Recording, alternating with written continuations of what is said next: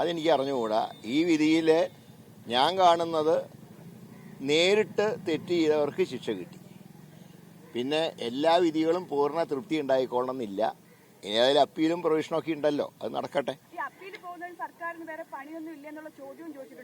അല്ല, സ്വാഭാവികമായിട്ടും എന്താ പറയേണ്ടത്, ഈ നീതി പൂർണ്ണമായി നീതി കിട്ടിയില്ല എന്ന് അതിജീവിക്ക് അഭിപ്രായം ഉണ്ടെങ്കിൽ തീർച്ചയായിട്ടും അപ്പീൽ പോകാവുന്നതാണ്. നല്ല ആവേശമുണ്ട്. സാധാരണ കോർപ്പറേഷനിൽ അങ്ങനെ തിരക്ക് ഇവിടെ ഉണ്ടാവാറില്ല, പക്ഷെ ഇത്തവണ നന്നായിട്ട് ആൾക്കാർ വരുന്നുണ്ട്.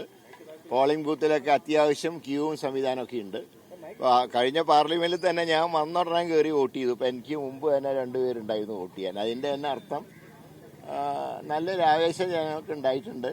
മാറ്റം ജനങ്ങൾ ആഗ്രഹിക്കുന്നുണ്ട്. അതിൻ്റെ ഏറ്റവും നല്ല എക്സാമ്പിളാണ് ഈ തെരഞ്ഞെടുപ്പ്. ഞങ്ങൾക്ക് എന്താ പറയേണ്ടത്, 100% വിശ്വാസമാണ്. ഇത് UDF അനുകൂലമാകും. കാരണം മാറ്റത്തിന് വേണ്ടിയുള്ള ആവേശമാണ്. അതുകൊണ്ട് തന്നെ 101% UDF ജയിച്ചിരിക്കും. ഇന്നലെ കോടതി വിധി വന്നിരുന്നു അതിജീവിതയുടെ ബലാത്സംഗ കേസുമായി ബന്ധപ്പെട്ട് സിനിമാ മേഖലയിലെ ദിലീപിനെ വെറുതെ വിടുകയും ചെയ്തു. പക്ഷെ ഇന്നിപ്പോ അടൂർ പ്രകാശ് പറഞ്ഞിരിക്കുന്നത് ദിലീപിന് നീതി കിട്ടി എന്നുള്ളതാണ്. അദ്ദേഹത്തെ എന്താണ് ഉദ്ദേശിക്കുന്നത്? അതെനിക്ക് അറിഞ്ഞുകൂടാ. ഈ വിധിയിൽ ഞാൻ കാണുന്നത് നേരിട്ട് തെറ്റ് ചെയ്തവർക്ക് ശിക്ഷ കിട്ടി. പിന്നെ എല്ലാ വിധികളും പൂർണ്ണ തൃപ്തി ഉണ്ടായിക്കൊള്ളണമെന്നില്ല. ഇനി അതിൽ അപ്പീലും പ്രൊവിഷനൊക്കെ ഉണ്ടല്ലോ, അത് നടക്കട്ടെ.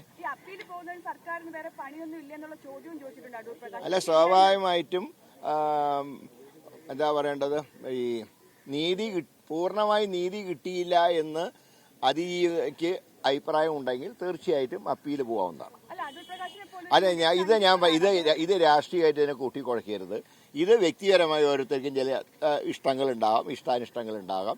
ഞാനിതിൽ കാണുന്നത് ഡയറക്റ്റായി തെറ്റ് ചെയ്തവർക്ക് ശിക്ഷ കിട്ടിയിട്ടുണ്ട്. ബാക്കി കാര്യങ്ങൾ അപ്പീൽ വരട്ടെ, അപ്പോൾ നോക്കാം. ഞാൻ പറഞ്ഞല്ലോ, എല്ലാവർക്കും പൂർണ്ണമായിട്ട് തൃപ്തിയുള്ള ഒരു വിധിയും സാധാരണ ഉണ്ടാവാറില്ല. എങ്കിലും കുറേയൊക്കെ കുറ്റം ചെയ്തവർക്ക് ശിക്ഷ കിട്ടിയെന്നാണ് എൻ്റെ ഒരു റീഡിങ്.